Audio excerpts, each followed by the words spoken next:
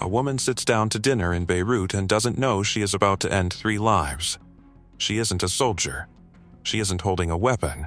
She is holding a wine glass, laughing at something her dinner companion said, playing a part she has played for months, an American screenwriter. Charming, harmless, exactly the kind of person nobody in this city thinks twice about. Her name, at least the one she uses tonight, is Yael. The man across from her goes by a single code name. Eviatar. He is not her boyfriend, not quite her friend.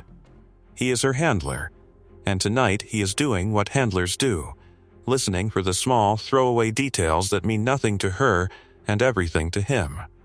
She mentions, almost as an afterthought, that the men she has spent weeks watching are all home tonight, all 3 in the same 2 buildings at the same time. She says it the way you would mention traffic or the weather. She has no idea what she has just done. Eviatar's face doesn't change. That is the part she won't understand until much later, how completely he hides what her sentence has just set in motion. He asks her to finish her drink, go home and stay away from the windows. That is all. No explanation. No warning about what staying away from the windows actually means. She goes home. She doesn't ask why. Asking why is not something you do in this line of work, not when the answer might put you in more danger than not knowing ever could. Here is what she doesn't know. Her offhand comment has just triggered a plan that has been building for months, aimed at men Israel holds responsible for one of the deadliest terrorist attacks in its history. Men who live in this same neighborhood, behind these same walls, with families who have no idea what their husbands do when they leave the apartment. Here is the first risk nobody has fully priced in. Yael has been living under this identity for months, cultivating trust in a city where discovery does not mean deportation, it means something far worse. If anything tonight traces back to her, even by accident, even a single loose thread, her cover life ends the same night as whatever else is about to happen. Here is the second. The men on the list are not living alone. They have wives. They have children. Nobody in this story, not the planners, not the operatives on the ground, not Yael sitting in her apartment with the lights off, can fully guarantee that the violence about to unfold stays contained to the men it is aimed at. Both of those risks are sitting in the room with her, even though she cannot see them yet. She sits in the dark and waits, the way she has waited before, telling herself this is probably nothing. Another quiet night in a city that has taught her to expect quiet nights right up until it doesn't. There is a particular skill to waiting like this, one that has nothing to do with patience in the ordinary sense. It is the skill of not letting your own imagination run ahead of what you actually know, of sitting with an absence of information without filling that absence with speculation that could, if it showed on your face at the wrong moment, cost you everything you have spent months building. Yael is good at this skill. She has had to be. Somewhere else in Beirut, men are moving through the dark toward buildings she has watched for weeks. Men who know exactly what her sentence at dinner meant, even if she doesn't yet. This isn't a decision anyone made in a single moment. It is the end of months of watching, tracking, memorizing which apartment lights turn on and when, which routines never change, which nights the guards are relaxed and which nights they are not. Yael's information was never meant to trigger anything by itself. It was one piece, dropped into a much larger machine that had been waiting, patiently, for the moment all the pieces lined up at once. Tonight, they lined up. What none of the planners have said out loud, not to each other, not to the people carrying out the operation, and certainly not to Yael, is what happens if the buildings aren't as contained as the file suggests. What happens if the men they are after aren't alone in those rooms? Nobody has answered that question, because answering it honestly would mean admitting the plan cannot fully control what happens once the door opens. That is the cost nobody has said out loud yet. It hasn't been paid. Not tonight, not in this apartment, where Yael sits waiting for a sound she doesn't know is coming. She checks the clock more than once. Time moves strangely when you don't know what you are waiting for, when the only instruction you have been given is to stay away from glass, and stay quiet. Somewhere below her, the city carries on the way it always does. Cafes closing up. Cars idling. A stretch of upscale apartment buildings that families from Britain and Italy call home alongside the Arab families who have lived here for generations. Nobody on that street tonight knows what is about to move through it. And Eviatar, the man who told her to go home, the man who knew exactly what tonight was going to become, is somewhere in this city too, watching the same silence Yael is watching, except he knows what is underneath it and she doesn't. That gap between what he knows and what he is letting her carry is its own kind of decision. He could have told her more. He chose not to. Whether that was protection or something closer to using her without her full consent is a question this story hasn't answered yet, and won't for a while. For now, there is only a woman in a dark apartment, a handler who knows more than he is saying, and a city about to find out what happens when a casual sentence over dinner turns out to have been the only signal anyone needed. What is Eviatar not telling her? And what does it cost her, later, to have never been asked? 6 months earlier, this same woman had been someone else entirely, sitting in a small windowless room being taught how to build a life that would survive contact with people whose job was to notice liars. She had learned how a real screenwriter talks about a script that does not exist, what kind of research notes a person like that keeps on a shelf, which questions to ask at a party, and which questions to deflect without seeming like she was deflecting anything at all. None of it was theater, in the way a stage play is theater. It was closer to architecture, a structure built to hold weight for months at a time without anyone noticing the load-bearing walls. The training had not covered this. Not directly. Nobody had sat her down and explained what it would feel like to give away information she did not know she was giving, or what it would mean to sit in a dark apartment afterward, replaying a sentence she had said without thinking, trying to decide whether it mattered. That gap between what the training prepares you for and what the work actually asks of you is where most of the damage in this profession gets done.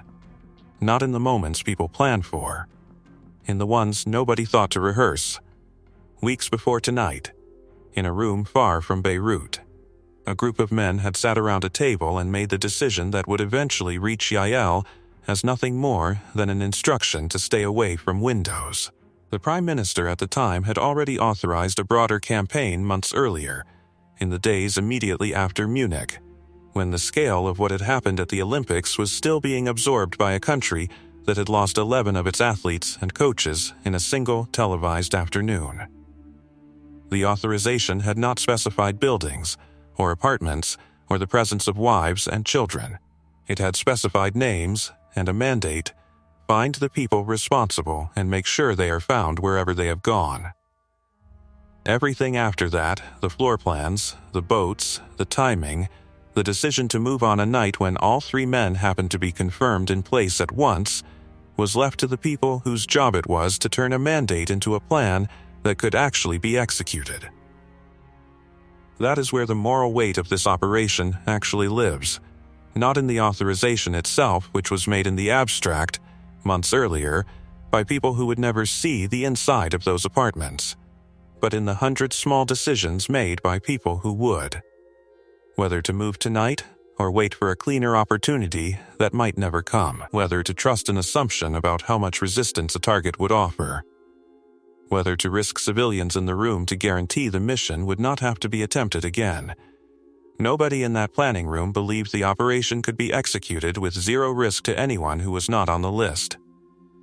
What they believed, and what the record suggests they were right about, was that waiting for a night when the buildings might be empty of everyone but the targets was not a realistic option. Men like this do not live alone by accident. They live surrounded by family precisely, because family offers a kind of cover that an isolated safe house does not. Verdun Street itself had been chosen with the same kind of care that had gone into building Yael's cover. 2 7-story buildings, wealthy, cosmopolitan, home to British and Italian families as much as Arab ones, the kind of street where nobody expects violence, because violence in a place like this would be, by every normal calculation, unthinkable, That was precisely the point. A neighborhood built on the assumption of safety is a neighborhood that will not be watching for the thing that is coming. The planners had understood that months before Yael ever sat down to that dinner. Her contribution was not the plan. Her contribution was the final piece of timing the plan had been waiting for. Inside the buildings, 3 men lived their lives believing, as much as men in their position can believe anything, that Beirut was far enough from Israel's reach to be safe. Muhammad Youssef al-Nachjar, Kamal Adwan, Kamal Nasser. 3 names on a list that had existed, in one form or another, since a stadium tunnel in Munich 7 months earlier when 11 Israeli athletes and coaches were murdered in front of a television audience of millions. The government that authorized this operation had not hidden its intention. It had said, publicly and repeatedly, that it would find the people responsible for Munich no matter where they hid. What it had not said publicly, what it never says publicly, is what finding someone actually requires when the someone in question has a wife asleep beside him, or children in the next room, or neighbors who might open a door at exactly the wrong moment. Back in her apartment, Yael does not know any of this history in the detail a viewer watching this story now might know it. She knows fragments.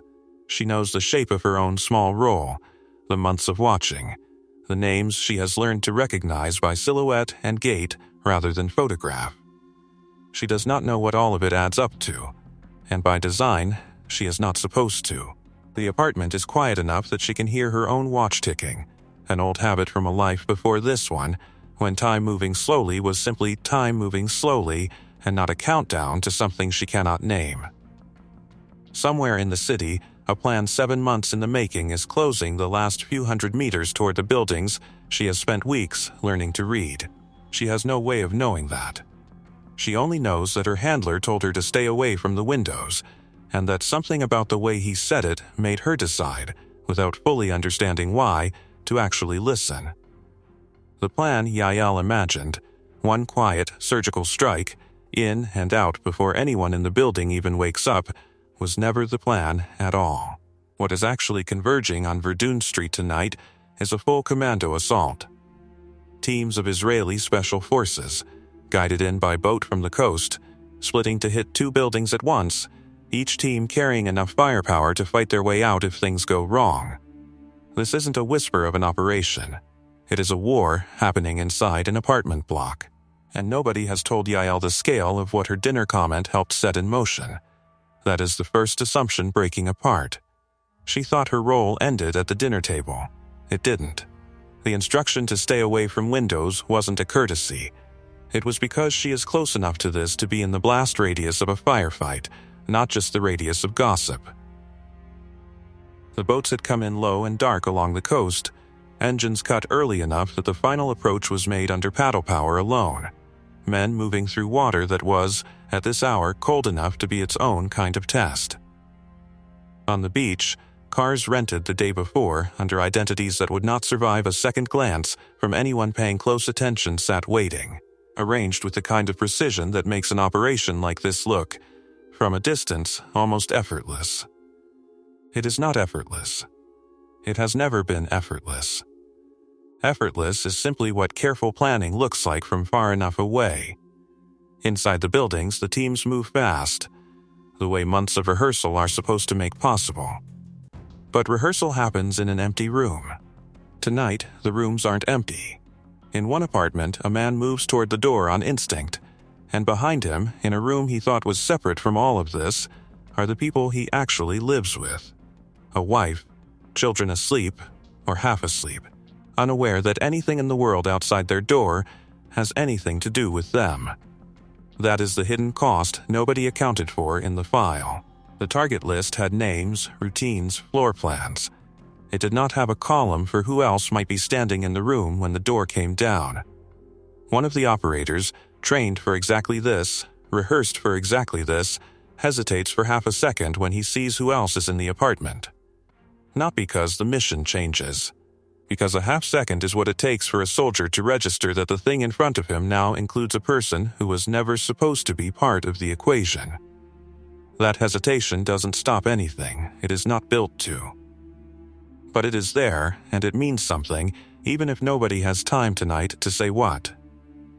Somewhere else in the building, gunfire has already started, not the clean, contained kind the plan called for, but the kind that happens when guards inside the building realize what is unfolding and start shooting back.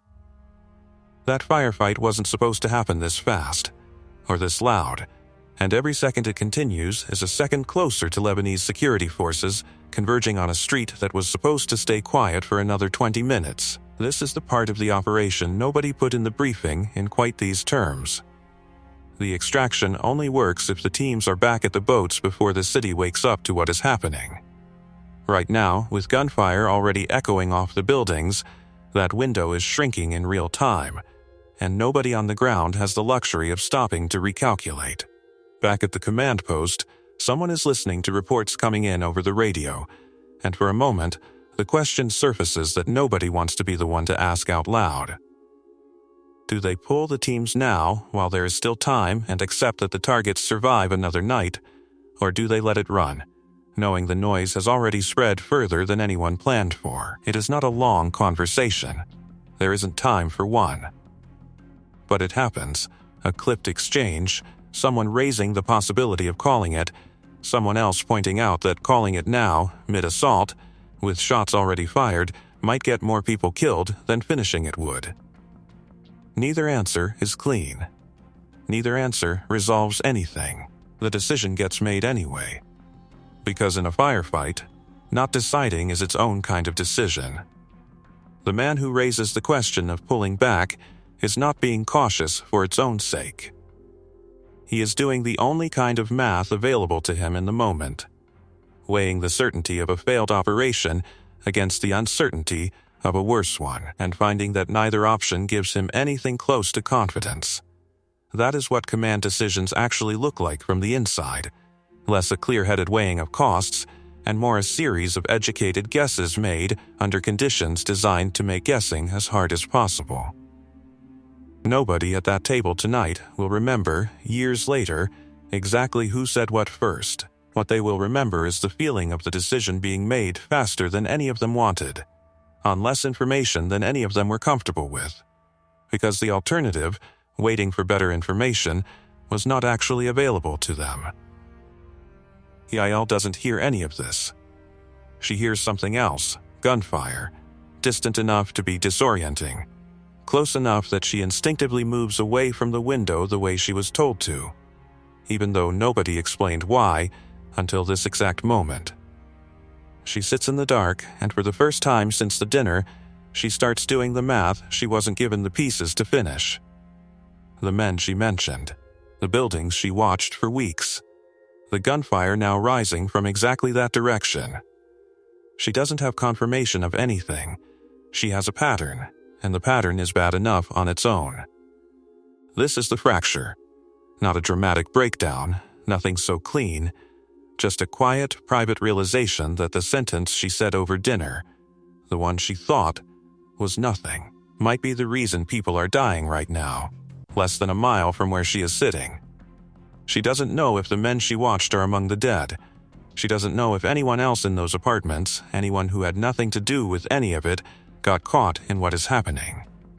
She only knows that whatever this is, it is bigger and louder than anything she was led to expect, and she has no way to ask anyone what is actually happening without breaking the exact rules that are supposed to keep her alive. In the building itself, the operation is still unresolved. Shots continue. Radios crackle with updates that contradict each other. One team reporting the objective complete, another reporting they are still engaged, a third requesting confirmation on whether to hold position or move to extraction. Nobody at the command post has a single clean picture of what is actually happening inside those walls right now, and underneath all of it sits the question nobody has answered yet, the one that doesn't have a tactical solution. Whoever else was in those rooms tonight, wives, children, neighbors who came out into the hallway to see what the noise was, what happens to them is not something any plan accounted for, and it is too late now for that plan to be rewritten. Yael sits in her dark apartment, listening to a city she has spent months learning to read, and for the first time, she cannot tell what she is hearing. Not victory. Not failure. Just the sound of something enormous happening in the dark, with her own words somewhere inside it, and no way yet to know what it is going to cost. Or who. Here is what nobody in the planning room said out loud, even though everyone in that room understood it. This operation had been building since the days after Munich, since 11 Israeli athletes and coaches were murdered on live television, and a government decided that the men behind it would be found no matter where they went to ground. 3 of those names had gone to ground in Beirut. Mohammed Youssef al-Nashjar, a senior official Israeli intelligence considered a key architect of the Munich operation. Kamal Adwan, chief of operations for the occupied West Bank. Kamal Nasser, the spokesman, a poet more than a fighter, the public face of a movement rather than its commander. All 3 lived within a few hundred meters of each other on Verdun Street, in a wealthy, cosmopolitan stretch of West Beirut shared with British and Italian families who had nothing to do with any of it. That detail mattered to the planners for exactly one reason. It meant a strike here would not look like it was happening in hostile territory. It would look like it was happening in someone's home. Because it was. The tactical logic on its own terms was sound. Strike while all 3 are confirmed in place. Minimize the window of exposure. Extract before Lebanese security forces can organize a response. On paper, it reads like efficiency. In practice, it means walking into rooms where the target is not the only person who lives there. The man leading the operation on the ground had built his career on exactly this kind of calculation, the ability to look at a plan full of variables nobody could fully control and decide, anyway, that the mission was worth the risk. That is a particular kind of confidence, the kind that gets built over years of operations that mostly went the way they were supposed to. It is not the same thing as certainty. Tonight would test the difference. The first team through the door gets it wrong before they even cross the threshold. They have rehearsed this apartment from a floor plan drawn weeks earlier, memorized which way the door swings, where the hallway forks, which room the target sleeps in. But floor plans go stale. Someone has moved furniture.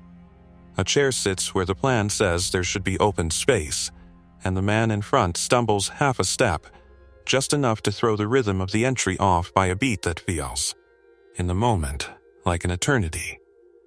That beat is enough. Somewhere in the apartment, someone hears it. A door that should have opened onto silence now opens onto a target who is already moving, already awake, already reaching for something the operators cannot identify fast enough in the dark. For a fraction of a second, the whole thing threatens to come apart on a detail nobody thought to plan for. A piece of furniture, a stumble, a half-second delay that in training never mattered and tonight might mean everything. They recover. That is what the training is actually for, not preventing the mistake, but surviving it. But recovery costs time, and time was already the tightest resource they had. In the second building, a different kind of misjudgment is unfolding. The team assigned to Kamal Nasser's apartment has worked from an assumption baked into the plan for weeks, that Nasser, unlike the others, poses little physical resistance. He is the spokesman, the poet, not a man anyone expects to fight back.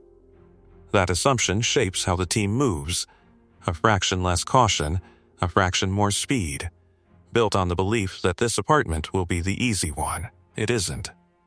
Not because Nasser fights, he doesn't, but because the apartment isn't empty the way the plan assumed it would be at this hour. There are more people awake inside than the file accounted for, more movement, more noise, more chaos than a team moving on the assumption of an easy target is prepared to process cleanly. The incorrect assumption doesn't get corrected. It just gets absorbed into the noise of everything else going wrong at once, overlapping instructions, someone shouting a direction that contradicts what someone else just said. The particular kind of confusion that happens when a plan built on paper meets a building full of people who didn't read it. Outside, in the stairwell of the first building, gunfire has already drawn attention it wasn't supposed to draw. A neighbor, Someone with no connection to any of this, someone who just heard something and opened a door to see what, is suddenly a variable nobody planned for, standing in a hallway that a moment ago was supposed to be empty by design.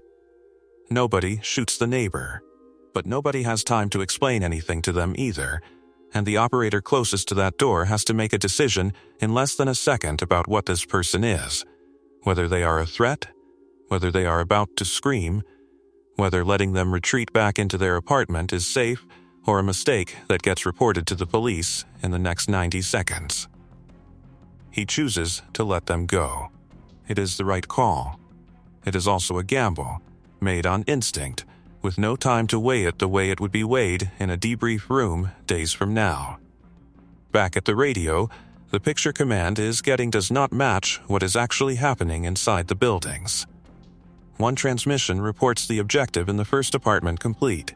Another, 30 seconds later, contradicts it, reports the target still moving, still a threat, the situation still live.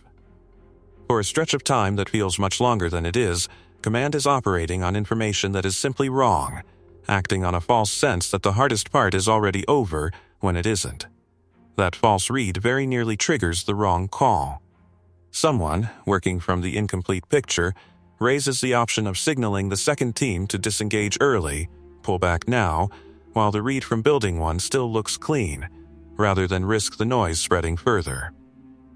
For a moment, that near abort is a live possibility, seconds from becoming an order that would leave one target alive and the operation unfinished, based on information nobody has actually confirmed. It doesn't happen. A corrected transmission comes through just in time. The first objective isn't actually complete, the situation isn't actually clean, and pulling back now would mean abandoning men still mid-engagement inside a building that is far from secure. The near abort dissolves as fast as it appeared, but for the seconds it existed. The entire operation was one bad radio call away from ending in exactly the kind of half-finished mess nobody wanted. Inside the first apartment, there is a moment that looks, for just a breath, like release. The immediate threat in the room goes down. Someone exhales. Someone starts moving toward the next step, securing the room, gathering anything useful, signaling the team is ready to move to extraction. That relief is premature, because in the room next to it, or the hallway just beyond, whatever this apartment still holds hasn't been accounted for. The operation isn't over just because the loudest part of it is. The false release moment, the instinctive, human urge to believe the worst is behind you because the gunfire in front of you has stopped, nearly costs the team the seconds they need to actually clear what is left. Someone catches it. Someone doesn't let the room relax the way it wants to. The team keeps moving, keeps checking, keeps treating the apartment as unfinished business even though every instinct in the room wanted to call it done 30 seconds ago. Downstairs, the sound that reaches the street has changed character, less concentrated, more scattered, the kind of gunfire that means something has shifted from assault to response. Lebanese security forces, or reinforcements from the men they came for, or both, are converging on a location that was supposed to stay contained and quiet for several more minutes than it has. Every extra minute now is borrowed. Nobody inside either building knows exactly how much time is left before the operation stops being something they control and starts being something that controls them. 2 Lebanese policemen who respond to the sound of gunfire are killed in the exchange that follows. Men who had no part in any of this beyond the fact that their job, on an ordinary night, was to respond when something sounded wrong on their street. Their deaths do not appear anywhere in the plan that brought this operation to Verdun Street. They appear only in the aftermath, in the count of everyone who did not survive a night that was never supposed to touch them. And somewhere in all of it, the stumbled entry, the wrong assumption about an easy target, the false read from command, the near abort that almost happened on bad information, the relief in one room that came too soon, the actual outcome of any of it is still, for these last unresolved seconds, an open question that nobody inside the buildings has the clarity to answer yet. The gunfire hasn't fully stopped when the first reports of what has actually happened begin reaching people who were never supposed to know anything tonight. A neighbor who wasn't harmed, who was let go in that half-second decision in the stairwell, is already awake, already listening, already the kind of witness that no amount of speed on extraction can undo. What was contained inside 2 buildings for the length of the operation stops being contained the moment that door closes behind the teams and someone on the street starts asking questions nobody planned to answer this soon. Inside the apartments, the fallout is not abstract. Kamal Adwan's wife, pulled from the room where her children were sleeping, is now a widow in a home her husband will never walk back into. Al-Najjar's wife, caught in the crossfire the plan never accounted for, does not survive the night. Collateral in an operation built around 3 names that did not include hers. Whatever the file said about acceptable risk, it did not have her name on it, and now it doesn't need to. By morning, the details that will define how this operation is remembered for the next 50 years are already fixed in place, even before anyone outside a handful of rooms in Tel Aviv and Beirut knows what happened. A widow standing in a room where her children are now awake and asking questions she does not yet have the composure to answer. A funeral that has not been planned yet, but will, within days, draw crowds large enough to shut down entire sections of the city. A government spokesman in Israel who will, when asked, neither confirm nor deny anything, because confirming would mean admitting exactly how far this operation reached, and denying would mean lying about something too many people already suspect to be true. The teams make it back to the boats. Extraction, on paper, succeeds, but the minutes borrowed earlier, the stumble at the first door, the false read that nearly triggered an early pullback, the seconds spent believing one room was clear when it wasn't, all of it adds up to an operation that closes tighter to the edge of failure than anyone at command wanted, even in an operation that technically achieved its stated objective. That is the immediate fallout. Not headlines yet. Just a city waking up to bodies, a stairwell full of consequences nobody in the planning room had to look at directly, and a handler somewhere in Beirut who now has to decide what, if anything, to tell the woman whose dinner conversation started all of it. There is a version of this story where Ebiatar sits down with Yael the next day and tells her everything. What her sentence at dinner actually triggered. What happened inside those apartments. Who survived and who didn't, and who was never supposed to be part of it at all. That is not the version that happens. What happens instead is smaller, and in its own way, colder. She is told the operation is complete. She is told to continue her cover, to keep living as the American screenwriter nobody in Beirut thinks twice about. To say nothing to anyone, ever, about a dinner conversation that no longer exists as far as anyone else needs to know. She learns the rest the way most people in this line of work learn things. In pieces, over months, from newspapers she isn't supposed to react to in public, from silences in conversations that used to be easy, from the particular way certain names stop being mentioned around her. There is no moment where anyone formally tells her the scale of what happened. No debrief where someone walks her through the full count of who lived and who did not. She pieces it together the way she has been trained to piece together everything else in this life, fragment by fragment, careful never to ask the one question that would make clear how much she still does not know.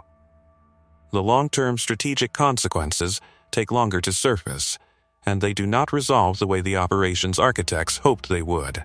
Lebanon, already fragile, treats the raid as confirmation of everything it feared about its own sovereignty, that Israeli commandos can walk into the capital, kill who they choose, and walk back out before morning. That perception outlives the 3 men killed that night by decades. It becomes part of an argument still being made today, that Beirut is a battlefield whether anyone in Beirut agreed to that or not. The funerals held for the 3 men become, almost immediately, something larger than mourning. Crowds fill the streets of West Beirut in numbers the city has not seen in years, and for a movement that had, until that week, been fighting largely from the shadows, the raid hands it something it could never have manufactured on its own. 3 martyrs killed in their own homes, in front of their own families, by a foreign power that refused to explain itself. Foreign journalists who arrive in the days after the raid find a city more willing to talk than usual. Angrier, more exposed.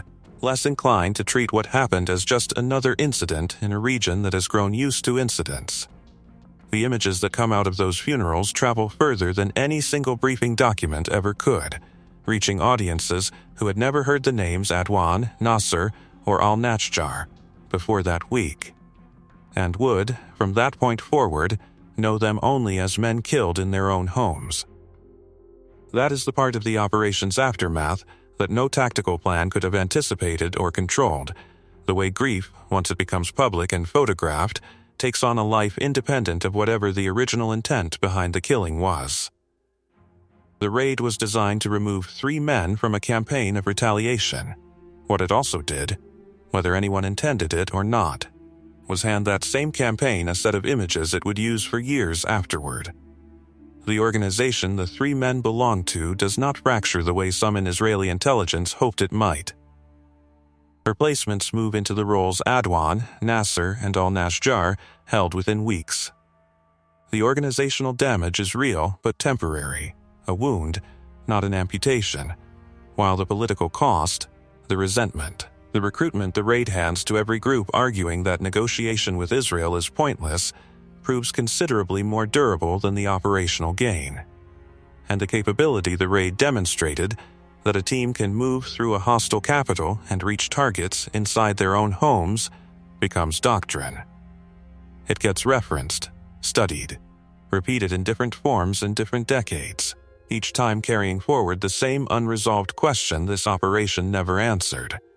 What happens to the people in the room who weren't on the list? Historians still argue, decades later, about what this operation actually purchased. It did not end the campaign of retaliation on either side. It did not stop new leaders from stepping into the roles of the men who were killed. What it proved, beyond dispute, was capability. That Israel could reach into an enemy capital and walk back out. That capability outlived every name on the target list that night, and in different forms, it still shapes how operations in Beirut are planned today. The personal and institutional cost is quieter, and in some ways heavier than anything written into an after-action report. Yael never receives a full accounting of what her dinner comments set in motion. She learns pieces of it the way case officers usually learn things, secondhand, incomplete, filtered through what her handlers decide she needs to carry. She continues her cover life in Beirut for a while longer, doing the work, aware now, in a way she wasn't before, of exactly how much weight an offhand sentence over a glass of wine can carry. She does not ask Eviatar what happened in full. She has learned by now that asking is its own kind of risk, that some answers are withheld not to protect a secret, but to protect her from the shape of what she helped cause. Whether that distinction actually protects her, or simply protects the organization from having to watch her carry it, is not something anyone above her pay grade has ever had to answer out loud. There are nights after when she catches herself doing the same math she did in that dark apartment, running the same sentence back through her memory, wondering whether saying it differently, or not saying it at all, would have changed anything about what happened afterward. There is no version of that exercise that ends in an answer she can live with completely, and there is no one she can ask who would give her one even if she could. She continues to move through Beirut in the weeks that follow as though nothing has changed, because that is the job, and because the alternative, letting anything about her behavior shift, is the fastest way to end a cover that has taken months to build. She attends the same kinds of gatherings. She has the same kinds of conversations.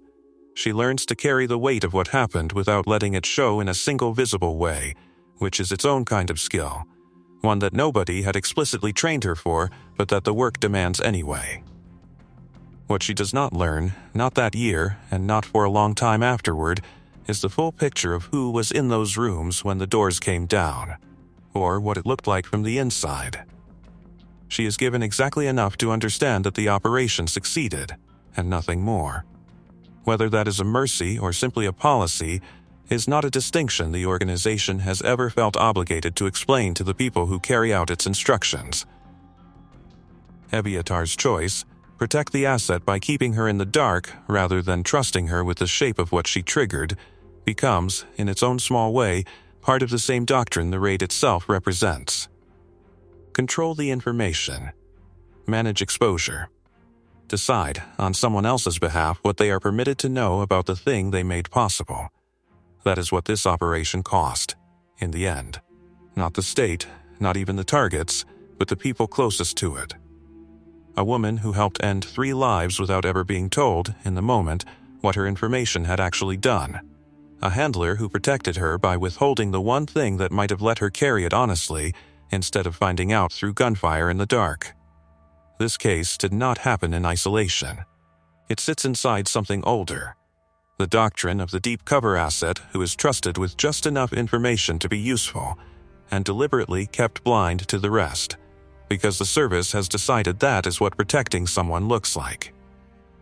Long legends, built over months or years, run on exactly this kind of asymmetry. The asset gives everything, and receives, in return, only what the handler decides they can carry. The full record of how that doctrine actually operates, which cases built it, which handlers made that call and which ones didn't, what it cost the assets who never got the full picture, isn't sitting in any public archive. Some of it is in the operational record below, the one we put together on the agents whose names never made it into official histories. The ones who did the work without ever being told the whole shape of it. It walks through the deep cover cases in the kind of operational detail this episode only had room to gesture at. How legends are built and protected. What handlers withhold and why. And what it actually costs the people living those covers when the full picture is deliberately kept from them. The link is in the description below. What stays with this story, more than the tactics or the timeline, is the shape of the choice nobody in it ever got to make cleanly. Not Yael, who gave away information she did not know she was giving. Not Eviatar, who protected her by keeping her blind. Not the men in the planning room, who had to weigh a mandate against the reality of walking into someone's home. Every one of them acted inside a set of constraints that guaranteed, no matter what they chose, that something would be lost. That is not a satisfying place to leave a story. It is, however, the honest one.